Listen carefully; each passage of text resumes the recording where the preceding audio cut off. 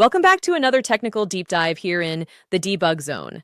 Today we're tackling a big question and breaking it down with insights from other users. Hopefully this clears up some misconceptions and helps you get the answer you need. So buckle up, stay a little curious, and let's jump right in.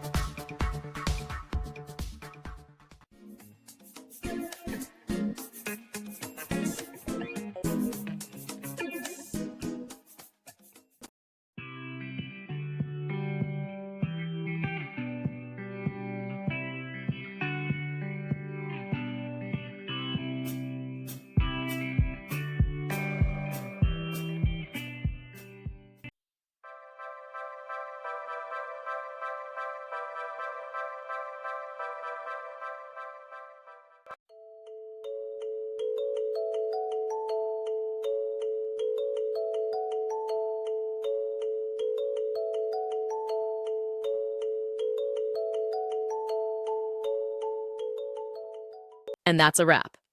I hope you found the answer you were looking for. If you did, take a second to hit that subscribe button. It really helps out. And let me know in the comments which solution worked best for you. See you next time in the debug zone.